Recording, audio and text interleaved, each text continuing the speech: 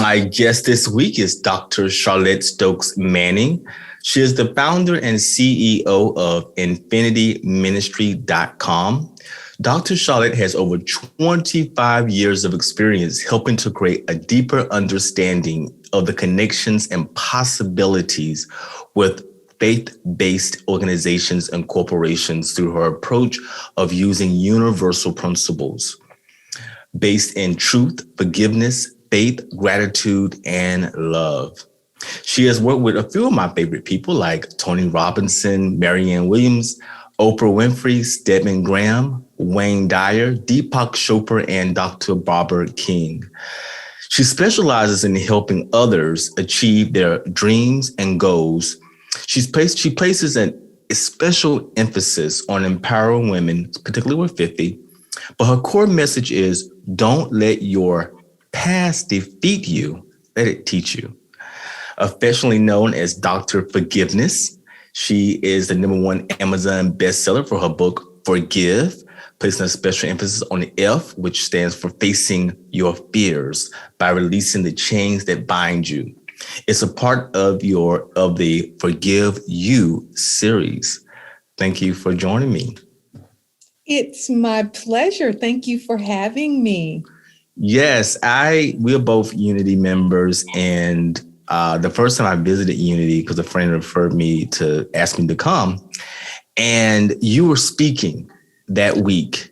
It's about 2010, 2011, and I was just blown away. I was blown away because you were talking about things that I've never had anyone in a church mention to me, like Course in Miracles, the power of now. And we even meditated during that service. And I thought, wow, yes, you have a copy of it right here. She has a copy of it for the people who are listening to the episode. She has a copy of the Course in Miracles right in front of her. And I knew that after you spoke, I knew that would be my church home.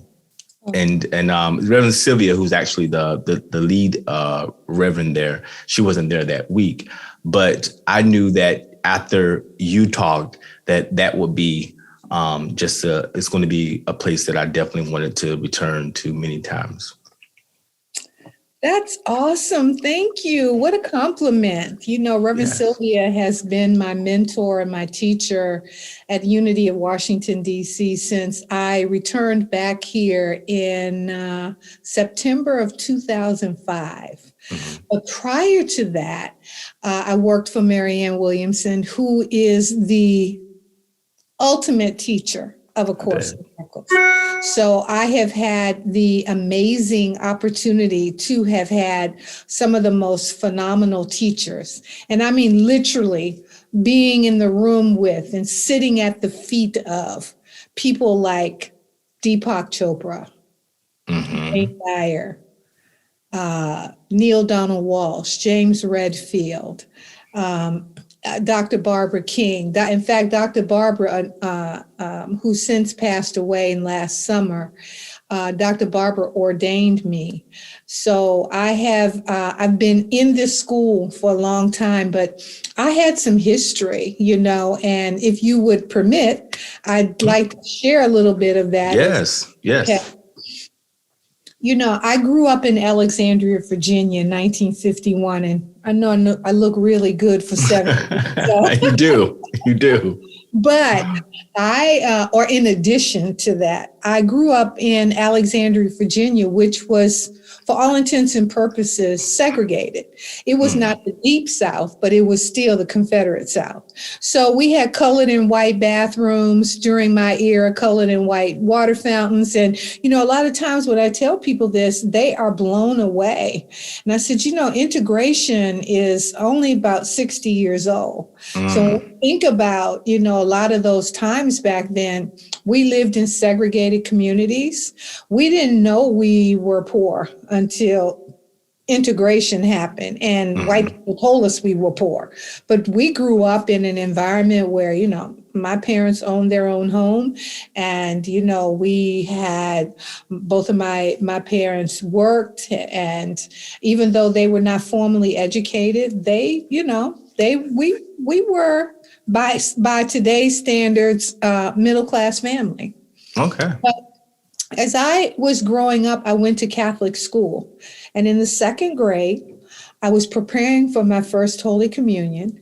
And the priest, we had a Black Catholic school, St. Joseph's in Alexandria, and St. Mary's was the white Catholic school. So we had Black nuns, the only Black order of nuns in the United States, which was the Oblate Sisters of Providence. And they were the nuns at this school. We had one white priest. And we could not figure out if this priest had been demoted or what happened to him that he got relegated to this black parish, right? So as we were preparing for our first Holy Communion, Father came in and he was talking to us about all the things that we could expect, from taking our first Holy Communion. But prior to that, we did our first confession. And so Father told us, he said, listen, if you are really, really, really, really good kids, the best you could hope for is purgatory. Now, purgatory don't even exist anymore. But we could not go to heaven. We could not directly go to heaven, go and collect our $200 to go to heaven because we were Black.